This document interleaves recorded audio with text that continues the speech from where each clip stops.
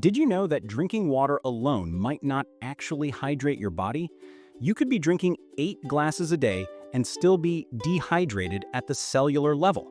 The missing piece is something most people ignore, and today I'm going to show you exactly what it is. Before we dive in, drop a comment below and tell me what country you're watching from. I love connecting with our global community of health seekers.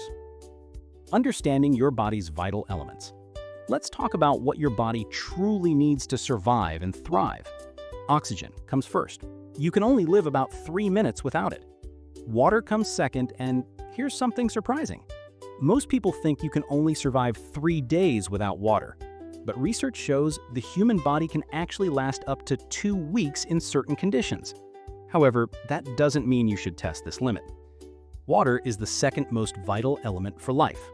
Without water, communities cannot exist. Deserts remain empty because water simply isn't available. Your body depends on water for every single function, from digestion to brain activity. But here's where it gets interesting. Water cannot work alone. The third most vital element your body needs is sodium. The fourth is potassium. These minerals are absolutely essential for getting water inside your cells, where it actually does the work. The problem with table salt. When you look at natural seawater, you'll find 92 different minerals. About 30% of those minerals are sodium, and about 50% is chloride.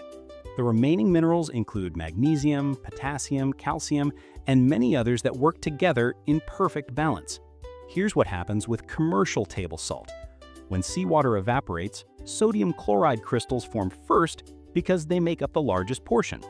Manufacturers scoop up these first crystals, bleach them white, and add aluminum so the salt flows freely from your shaker. What you end up with is just 2 harsh minerals, sodium and chloride, with nothing to balance them. This is dangerous. If you injected pure sodium chloride directly into your bloodstream, it would kill you. These 2 minerals need the other 90 minerals to soften and balance their effects. Without this balance, table salt really does contribute to high blood pressure, just like your doctor warns you. If you're finding value in this information, make sure to subscribe to Vigorphil so you never miss our natural health discoveries. How Celtic salt changes everything. There's a French doctor named Dr. Lalongre who wrote an entire book about salt. When patients came to him with high blood pressure, he didn't tell them to avoid all salt. Instead, he put them on Celtic salt. Why would he do this? Celtic salt is hand-harvested from the sea and contains 82 minerals in their natural, balanced form. These minerals work together the way nature intended. Himalayan salt is also good, containing about 75 minerals, and it's easier to find in many places. However, Celtic salt has a unique advantage. Celtic salt contains 3 forms of magnesium: magnesium chloride, magnesium bromide, and magnesium sulfate. Magnesium is a water-hungry molecule. This explains why Celtic salt feels moist, especially after rain. Those 3 magnesiums literally pull moisture from the air. This same property helps pull water into your cells. When you place a small crystal of Celtic salt on your tongue, your mucous membranes start absorbing the minerals immediately. The magnesium travels to your cell membranes, and when you drink water, that magnesium pulls the water inside your cells. This is the fastest way to truly hydrate your body. The right way to hydrate. Here's a common complaint I hear. People say they drink more water now, but they're running to the bathroom all day. This tells me the water isn't getting inside their cells, it's just passing through. The solution is simple. Take a small crystal of Celtic salt before every glass of water. If you have high blood pressure, start with a crystal about the size of a sesame seed. If your blood pressure is normal, you can use about 3 sesame seed-sized crystals. Don't drink a whole glass of water at once. Drink half a glass, wait a bit, then drink the other half. Spread your water intake throughout the day. Think about how rain falls. It comes down little by little, gently soaking into the soil. When there's a torrential downpour, the soil washes away and flooding happens. Your body works the same way.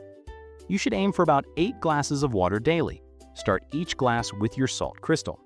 This method makes a tremendous difference in how your body absorbs and uses the water you drink. Why sodium is essential for your cells. Let me explain what happens at the microscopic level. Around each cell in your body, there's a membrane with sodium-potassium pumps. These pumps constantly work to maintain the balance between potassium inside the cell and sodium outside the cell. The highest concentration of minerals inside your cell is potassium.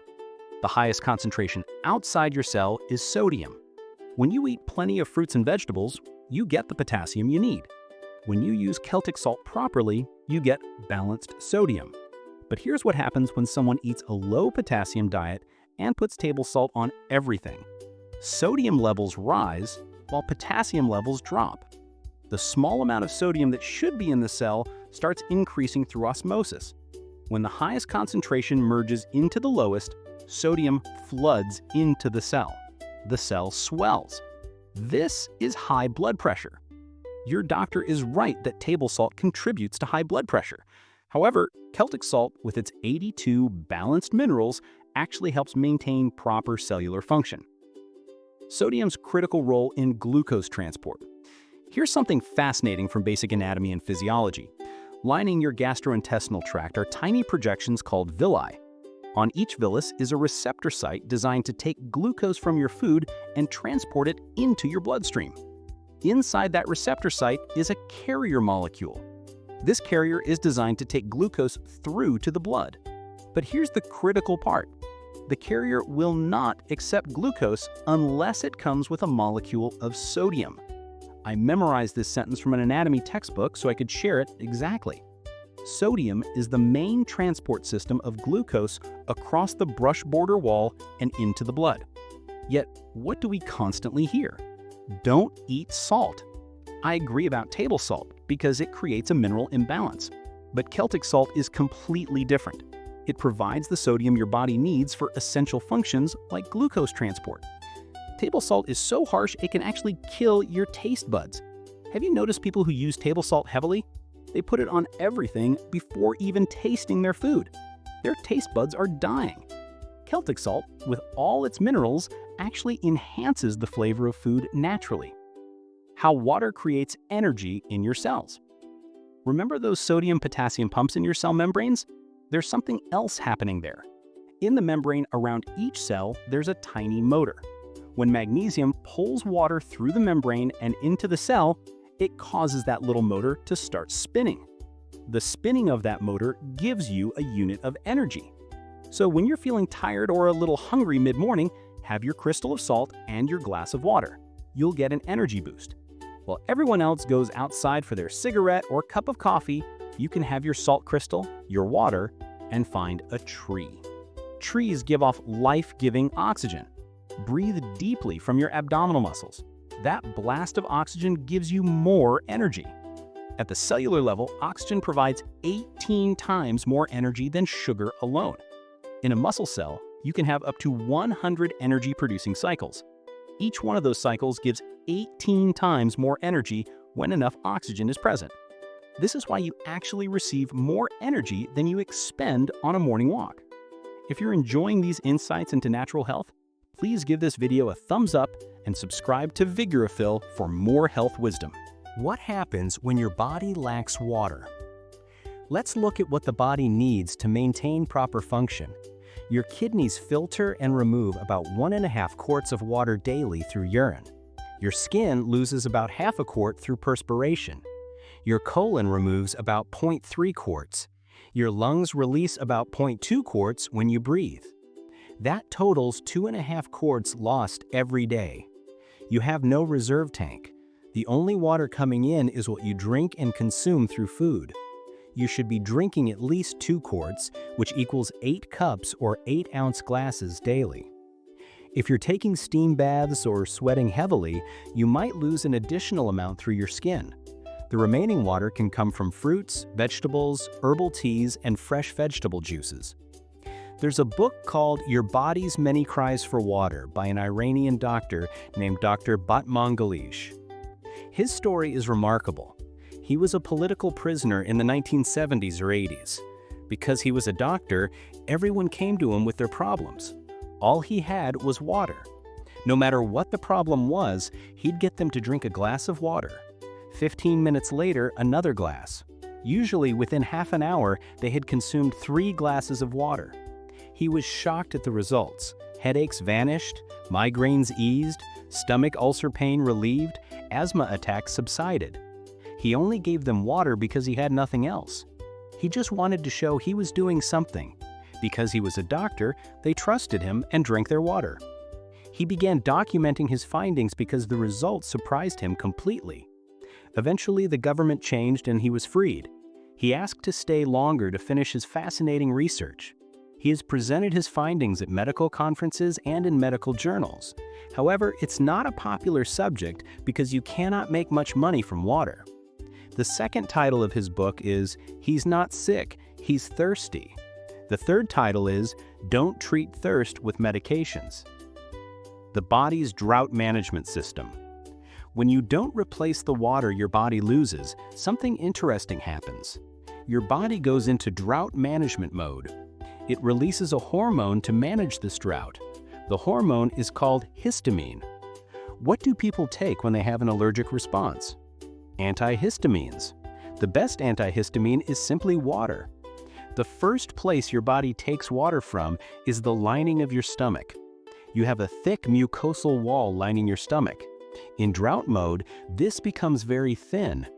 That mucosal wall contains sodium bicarbonate, which neutralizes stomach acid and protects against stomach ulcers.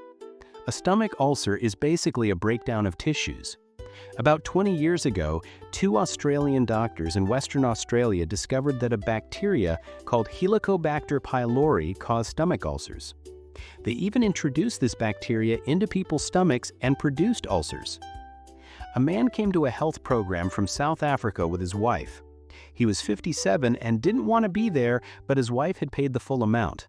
He answered the health practitioner's questions abruptly.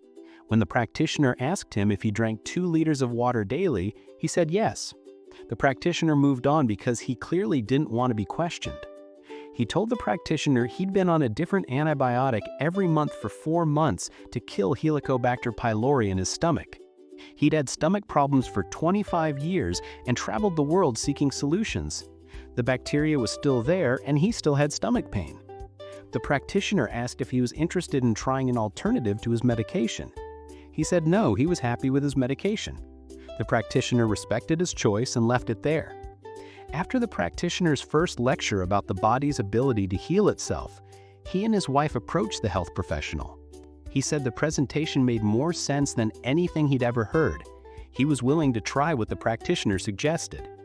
The practitioner explained he had no authority over his medication, but if it were him, he would stop it since it hadn't worked. He would try the herbs suggested.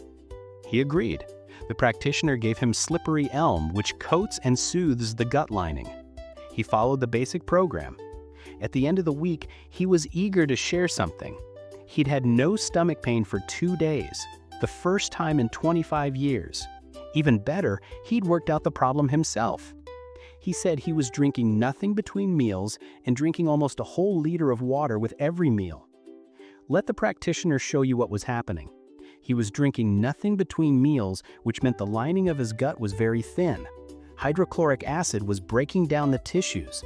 Bacteria are opportunist organisms. His body's own microorganisms changed roles and became the cleanup team. They were starting to clean up the dead tissue. Their name was Helicobacter pylori. This is why you find Helicobacter pylori in every case of stomach ulcer. They're there to clean up the mess.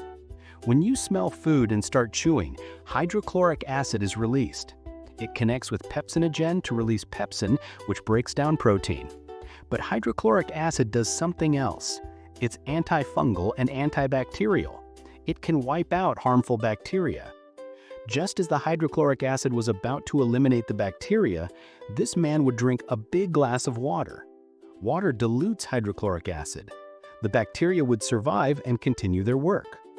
This man discovered he was drinking water at the wrong time. He started drinking water early in the morning.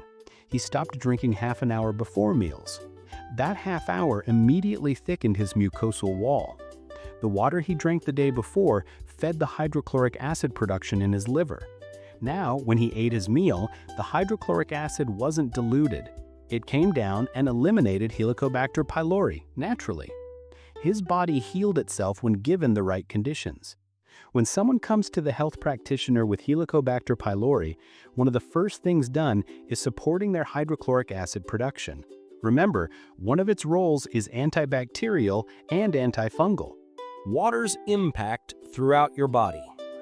Dr. Batman-Gelagid found that dehydration affects the pancreas. The pancreas releases two hormones into the blood to balance blood sugar levels, insulin and glucagon. If you're dehydrated, these hormones aren't made as they should be. Dehydration can be a contributing factor to diabetes. The pancreas also releases hormones to finalize digestion. Pancreatic lipase finalizes fat digestion. Pancreatic amylase finalizes starch digestion. Trypsin and chymotrypsin finalize protein digestion. They're all made from water. Without enough water, your digestion is compromised at every stage. Our brain cells shrink when they don't have enough water. Headaches are common. Negative thought patterns can develop when brain cells lack water. You can move your hand in and out without pain because around every joint is a fluid called synovial fluid. It's 99% water. In dehydration, the body can take water from there to maintain blood volume. If you have pain in your joints, it might be called arthritis, but it might actually be dehydration. Your eyeball moves around in water. Your lungs need water. At the end of every bronchial tube in your lungs, there are tiny air sacs called alveoli. These look like little bunches of grapes. This is where oxygen and carbon dioxide exchange happens. Over every alveolus is a tiny blood capillary network. The blood picks up oxygen from the alveoli and drops off carbon dioxide for you to breathe out. Inside every alveolus is a minuscule droplet of water. Because of water's surface tension when you breathe out, that little alveolus collapses. This allows most of the carbon dioxide to be breathed out. When you breathe in, you can take in more oxygen. In dehydration, that droplet isn't as it should be. The alveolus doesn't totally collapse when you breathe out. You can't get your full amount of oxygen. Also, to prevent water loss, the body can start constricting the bronchial tubes. One sign of dehydration can be constricted breathing. Blood gets very thick in dehydration. Your blood needs to be thin so your heart can pump it easily and your kidney filtering units can work efficiently. Water is needed for every single body function. A real-life transformation story. A man came to a health retreat with three main problems. He had chronic headaches and took many painkillers. He had a very congested chest.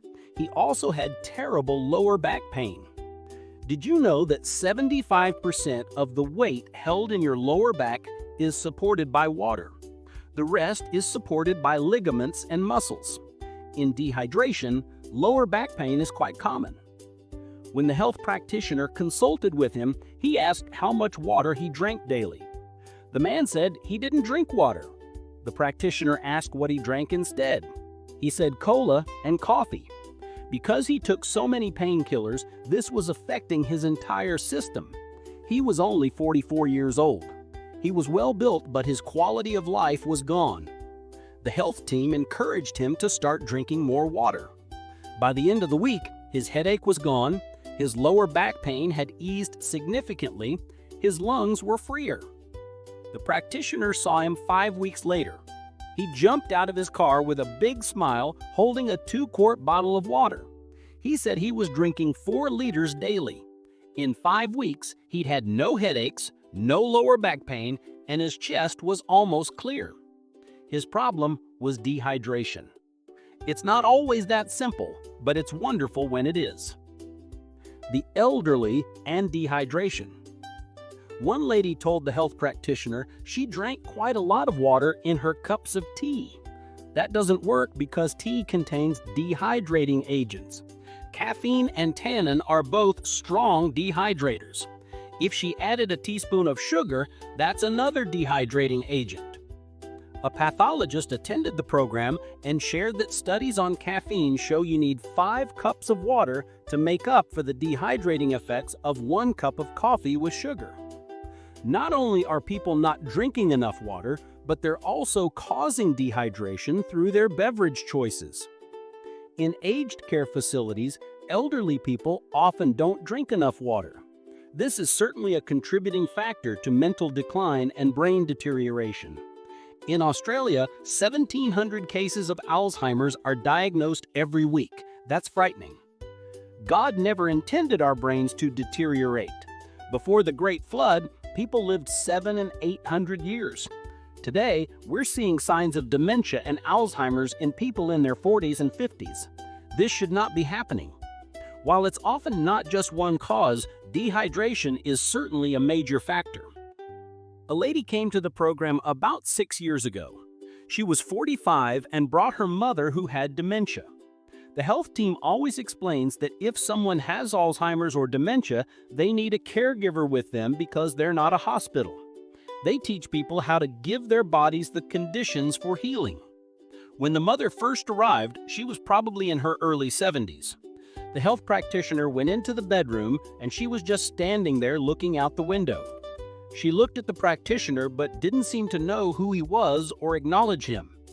The practitioner talked to the daughter and found out the mother hadn't drunk any water for 2 days. Because she had dementia, when her daughter asked, she'd say, "Yes, I've drunk lots of water," but she actually wasn't drinking any. She also hadn't had a bowel movement for 3 days. These were 2 things the health team could address immediately. They gave her herbs to get her bowels moving. They got her to drink little bits of water. Many elderly people avoid water because they don't want accidents. If you explain to have just a mouthful at a time, that's manageable. Have a mouthful every couple of minutes. You'd be surprised how much water you can get into the body in a day by taking lots of little sips. Within 24 hours, this lady had no dementia. She was lucid, talking to people, sitting and conversing. The daughter looked at her and hadn't seen her mother like this in a long time. The health practitioner understands what happens in aged care facilities. The mother had been in one because it was so difficult to look after her. The nurses are incredibly busy. They don't have time to make sure everyone drinks enough water.